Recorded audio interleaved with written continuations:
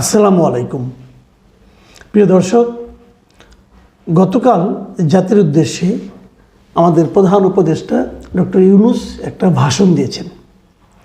সেই ভাষণ নিয়ে এর মধ্যে নানা ধরনের চুলচেরা বিশ্লেষণ হচ্ছে।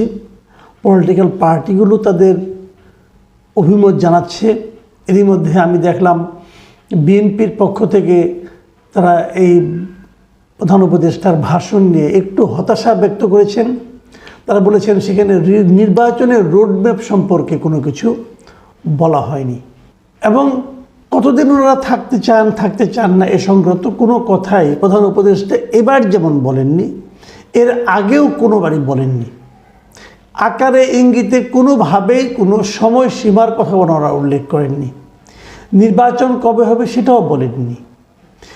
প্রথম দিকে বলা হতো যারা যৌক্তিক সময় পর্যন্ত থাকতে চান, তারপরে বলা হতো যে সংস্কার করতে চান। আজকেও দেখলাম যে তথ্য বিষয়ক উপদেষ্টা নাহিদ ইসলাম তিনিও বলেছেন যে তারা সংস্কার আগে করবেন, তারপরে নির্বাচন করবেন। এবং উনি কমনওয়েলথের একজন প্রতিনিধি ছিলেন, তার সঙ্গে কথা বলতে যে উনি বলেছেন যে এটাকে অন্য সব তত্ত্বাবধায়ক সরকারের সঙ্গে তুলনা করলে চলবে না। এটা একটা বিপ্লবী সরকার, মানে এই জায়গাটাতে না একটু কনফিউশন থাকে। এটা বিপ্লবী সরকার কিভাবে, এটা আমার কাছেও ক্লিয়ার না। কিন্তু উনি বলেছেন কিভাবে বিপ্লবী সরকার হয়, মানে একটা সংবিধানের আলোকে তারা সরকার গঠন করেছেন কেন তাও বুঝলাম না। আবার করলেনই যখন, তখন আবার বিপ্লবী সরকার বলছেন কিভাবে সেটাও বুঝি না। যে উনি বলেছেন তা আমরা শুনলাম, আমরাও দেখলাম। উনি বলেছেন এটা বিপ্লবী সরকার, আমরা বিভিন্ন রকম প্রাতিষ্ঠানিক সংস্কার করছি এবং সংস্কার শেষে নির্বাচন দেওয়া হবে। সেই সংস্কার করতে কতদিন লাগবে না লাগবে এটার সম্বন্ধে কোনো বক্তব্য নেই। যতদিন লাগে লাগবে, যদি 10 বছর লাগে লাগবে, যদি 20 বছর লাগে লাগবে, কোনো সমস্যা নাই। সংস্কার করে তারপর ওনারা নির্বাচন দেবেন। কিন্তু যে বিষয়টা নিয়ে আজকে আমি আলোচনা একটু করতেই চাই সেটা হলো গিয়ে প্রধান উপদেষ্টা আল জাজিরাকে একটা ইন্টারভিউ দিয়েছেন। তিনি ওখানে বলেছেন, এটা এখানে না, উনি ওই বাকুতে যখন গিয়েছিলেন ওখানে যে জলবায়ু বিষয়ক সম্মেলনে, সেখানে ওখান থেকে বেরিয়ে এসে ওই সাইডে বসে আল জাজিরার কাছে একটা ইন্টারভিউ উনি দিয়েছেন। সেখানে নানা বিষয়ে কথা বলতে যে নির্বাচনের প্রসঙ্গটা এসেছে এবং এটা নিয়ে অনেক কথা বলেছেন। আমি আজকে সকালের দিকে দেখলাম কেউ বলছেন এভাবে যে উনি 4 বছর থাকতে, এই সরকারের মেয়াদ 4 বছর হতে পারে, এই সরকার মানে অন্তর্বর্তীকালীন সরকারের মেয়াদ 4 বছর হতে পারে, এরকম একটা ইঙ্গিত নাকি উনি দিয়েছেন। তো আমি ইন্টারভিউটা পুরো দেখলাম, তো আমার কাছে মনে হলো উনি এই কথা কোথাও বলেননি। উনি কোথাও বলেননি যে সরকারের মেয়াদ 4 বছর হবে। বরঞ্চ যে কথাগুলি উনি বলেছেন আমার কাছে এই কথাগুলি বড় ইন্টারেস্টিং মনে হলো এবং মনে হলো যে এগুলি আলোচনা করা যায়। উনি বলেছেন যে নির্বাচন অল্প সময়ে হবে, এরকম কথা কেউ বলেনি। এগুলো ওনার প্রথম বক্তব্য, মানে নির্বাচন খুব দ্রুত হবে এমন কথা তার সরকারের কেউ কখনো বলেনি, উনি নিজেও বলেননি। আমরা এখান থেকে একটা ইনফরমেশন পেলাম, নির্বাচন খুব দ্রুত হবে না। তারপরে উনি বলেছেন এই সরকারের প্রধান কাজ হচ্ছে সংস্কার করা, নির্বাচন নয়, কিন্তু প্রধান কাজ হলো সংস্কার করা। ছাত্ররা লড়াই করেছে নতুন বাংলাদেশের জন্য, কেবল একটা নির্বাচন করলেই নতুন বাংলাদেশ আসবে না। একদম বেসিক কথাটা কিন্তু আমরা জেনে গেলাম যে এই সব ছাত্ররা আন্দোলন করেছে কিন্তু নতুন বাংলাদেশটা গড়বে এবং নতুন বাংলাদেশটা নির্বাচন করলেই চলে আসবে সেটা ঠিক নয়। অতএব এর জন্য দরকার একটা সংস্কার। তারপরে আরও বলেছেন দুটো কাজ আসলে সমান্তরালভাবেই চলছে। কোনটা কি দুটো কাজ? এক হলো নির্বাচনের প্রস্তুতি, আর এক হলো সংস্কারের প্রস্তুতি। এখন প্রশ্ন হলো যে উনি বলতে চাচ্ছেন যে আমি এই দুটো যখন চলবে এবং তারপর উনি বলছেন যে আমি মানুষকে জিজ্ঞাসা করব আপনারা কি এখনই নির্বাচন চান নাকি আগে সংস্কার তারপর নির্বাচন চান, এটা উনি মানুষকে জিজ্ঞাসা করবেন। সে আমার প্রশ্ন হলো আপনি মানুষকে কিভাবে জিজ্ঞাসা করবেন? মানুষকে জিজ্ঞাসা করার কি পদ্ধতি আপনার কাছে আছে? এই বিষয়টা আমাকে একটু ক্লিয়ার করেন, আমরা একটু বুঝতে চাই যে আপনি কোন প্রক্রিয়ায় বুঝবেন যে মানুষ কি চায়। আপনার সচিবরা যদি বলে মানুষ চায় নির্বাচন আরও 20 বছর পরে হোক, আপনি বিশ্বাস করবেন? আপনার অন্যান্য উপদেষ্টারা যদি ওনাদেরকে জিজ্ঞাসা করেন, ওনারা বলবে মানুষ তো নির্বাচন চাই না, মানুষ চাই যে আমরাই অনন্তকাল থাকি, আপনি বিশ্বাস করবেন? মানুষ আসলে কি চায়? আপনি বললেন যে মানুষ চায় নির্বাচন 5 বছর পরে হবে। আমি কি করে বুঝবো যে আসলে মানুষ চায়?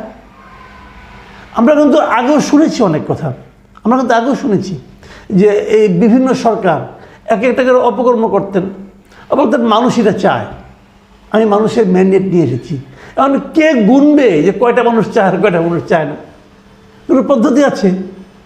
পদ্ধতি নেই। তাহলে আপনি কি করে বলবেন যে মানুষ যদি চায় নির্বাচন সংস্কার দরকার নেই, খালি নির্বাচন হোক, তাহলে আমরা তাই করবো? আরেকটা জায়গায় উনি বলেছেন যে আমরা নিজেরা কিছু তাদের উপর চাপিয়ে দিচ্ছি না, তারা যদি বলে আমরা আগে নির্বাচন চাই তাহলে তাই দিব। ওই একই কথা, কিন্তু একই কথা যে মানুষ যে আগে নির্বাচন চায় না আগে সংস্কার চায়। সংস্কার বলতে কি বোঝায়, কোনটাকে সংস্কার বলা যায়, কতটুকু হলে সংস্কার সম্পূর্ণ হবে, কতটুকু হলে সংস্কারের প্রক্রিয়া শুরু হবে, এই যে বিষয়গুলো, এগুলো তো একটা বিমূর্ত বিষয়। আমরা কি করে বুঝবো যে সংস্কার সম্পন্ন হয়েছে? সংস্কার তো একটা অন্তহীন প্রক্রিয়া। কতটুকু হলে পর সংস্কার হবে আর কতটুকু হওয়া পর্যন্ত আপনারা অপেক্ষা করবেন, এই ব্যাখ্যাগুলি কিন্তু ক্লিয়ার না। তিনি আরেকটা জায়গায় এই সরকারের মেয়াদ সম্পর্কে কথা বলেছেন, যে জায়গাটা নিয়ে এত বিভ্রান্তি হয়েছে। অনেকে সোশ্যাল মিডিয়ায় বলা শুরু করেছেন যে উনি 4 বছর থাকতে চান, বা এটা উনি চান নাই, এটা হয়তো ওটা যেটা উনি বলেন নাই সেটা বলার দরকার নাই। উনি আসলে কী বলেছেন সেটা একটু শুনুন। আমি নিজে এটা শুনেছি এবং শুনে আমি যতটুকু বুঝেছি সেটা আমি আপনাদের সঙ্গে শেয়ার করি। উনি বলেছেন যে আমরা এই সরকার যারা আছে, অন্তর্বর্তীকালীন সরকার, আমরা এই দায়িত্বটা একটা রেগুলার সরকারের হাতে তুলে দিতে চাই। এবং একটা রেগুলার সরকারের মেয়াদ সাধারণত 5 বছর হয়।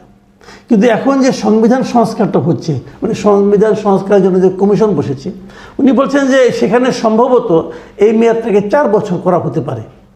যদি সেরকম কিছু হয় তাহলে আমাদের মেয়াদ হতে পারে বড়জোর 4 বছর। উনি এই কথাটা কিন্তু বলেছেন, মানে আমাদের মেয়াদ হতে পারে বড়জোর 4 বছর, মানে এর বেশি না। তারপর উনি বলেছেন যে সবচেয়ে বড় কথা হলো জনগণ আসলে কি চায়।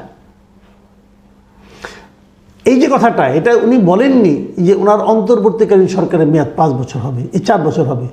কিন্তু ওই যে একটা কথা বলেছেন যে এমনি এই সংবিধান সংস্কার কমিশন যেটা আছে তারা সরকারের মেয়াদ হতে 4 বছর করতে পারে, এই জায়গাটা কিন্তু আপনি এরকম মানে একটা বিভ্রান্তিতে পড়ে গেছি। আল জাজিরা যে সাংবাদিক ইন্টারভিউ নিয়েছিলেন উনিও কিন্তু একটা বিভ্রান্তিতে পড়ে গিয়েছিলেন বলেই উনি তখনই প্রশ্ন করছেন যে তাহলে আপনি বলতে চাচ্ছেন যে আপনারা 4 বছর থাকবেন? উনি কিন্তু পাল্টা প্রশ্নটা করেছেন। তার মানে ডক্টর ইউনূসের আগের বক্তব্যটা খুব একটা স্পষ্ট ছিল না, থাকলেও ওই ভদ্রলোক এই প্রশ্নটা পাল্টা করতেন না। তো তখন এটাকে ইউনূস সাহেব আবার ক্লিয়ার করলেন, ক্লিয়ার করে বললেন যে না, আমি তা বলিনি, আমি বলিনি যে অতদিন থাকব, বরং বলেছি এটাই হয়তো হবে মেয়াদ, কেউ সর্বোচ্চ এই সময় থাকতে পারবে, কিন্তু আমাদের লক্ষ্য সেটা নয়, আমরা অতদিন থাকতে চাই না, আমাদের লক্ষ্য হচ্ছে যত দ্রুত সম্ভব নির্বাচন দিয়ে দেওয়া। তখন তাকে আবার উনি পাল্টা প্রশ্ন করেছিলেন যে আপনি নিজে নির্বাচন করবেন কিনা। তো ডক্টর ইউনূস বলেছেন না, আমি নিজে নির্বাচন করব না, আমি নিজে যে কাজটা করছিলাম আমি সেই কাজটাই করে এনজয় করছি। মানে ওনার যে গ্রামীণ ব্যাংক অথবা ওনার যে 3.0 যে থিওরি বর্তমানে দিচ্ছেন অথবা সোশ্যাল বিজনেস, উনি ওটাই করবেন। এবং উনি বলছেন যে আমার জীবনের শেষ প্রান্তে এসে আমি সেই জায়গা থেকে সরে যাব না। তার মানে উনি নির্বাচন করবেন না, ওনার কোনো রাজনৈতিক উচ্চাভিলাষ নেই, এটাও কিন্তু ক্লিয়ার। কিন্তু প্রশ্ন যেটা হলো, যে প্রশ্নটা নাকি সবসময় উঠছে, আপনি তো সংস্কারটা করবেন, সংস্কার করতে কতদিন লাগতে পারে? এই প্রশ্নটাকে দেশের মানুষ জানতে চাইতে পারে না? চাইতে পারে। কারণ আপনি দেখেন একটা কাজ, ধরেন একটা বিল্ডিং আপনি করবেন, যদি আপনি যোগ্য লোকের হাতে দেন তাহলে যতদিন লাগবে, যদি অযোগ্য লোককে হাতে দেন তাহলে সেই বিল্ডিংটা করতে তার চেয়ে 3 বছর সময় সে বেশি লাগাই দেবে কিন্তু। তাহলে আপনি এই সংস্কারের কাজগুলি যাদেরকে দিয়েছিলেন সেই লোকগুলি কি খুব যোগ্য লোক? এই প্রশ্নটা কিন্তু উঠবে, এবং এই প্রশ্নটা অলরেডি উঠেওছেও, আমি নিজেও উঠিয়েছি যে অনেকগুলো সংস্কার কমিশন আমি দেখেছি যেগুলোকে আমার কাছে আপ টু দ্য মার্ক মনে হয় নাই। যেমন ধরেন সর্বশেষ একটা কথা বলি, আজকে দেখলাম গণমাধ্যম সংস্কার কমিশন একটা হয়েছে। এই গণমাধ্যম, আমি নিজে একজন গণমাধ্যম কর্মী, আমি প্রায় 3 দশকেরও বেশি সময় গণমাধ্যমের সঙ্গে আছি। যে কমিটিটা হয়েছে গণমাধ্যমের, আমি দায়িত্ব নিয়ে বলতেছি, এটা একটি যাচ্ছেতাই কমিটি হয়েছে। এই কমিশন গণমাধ্যম সংস্কারের জন্য কী সুপারিশ করবে এটা আমার কাছে ক্লিয়ার না, এটা কিছুই হয়নি। জোড়াতালি মার্কা একটা কমিশন হয়েছে। যিনি প্রধান আছেন অথবা উনি হয়তো ভেবেছেন যে এই কমিশনে এমন কাউকে নেওয়া যাবে না যে আমাকে প্রশ্ন করতে পারে, কারণ উনি নিজেই এই দেশে থাকেন না, বিদেশ থেকে আসছেন, এসে উনি এটার সভাপতি হয়েছেন, চেয়ারম্যান হয়েছেন, এবং উনি দেখে দেখে বেছে বেছে জি হুজুর টাইপের লোকগুলিকে নিয়ে উনি একটা কমিশন করেছেন। কারণ এই প্রত্যেকটা লোককে আমি চিনি। তো অন্য অন্য কমিশনে একই অবস্থা, খুব ভালো কিছু কমিশন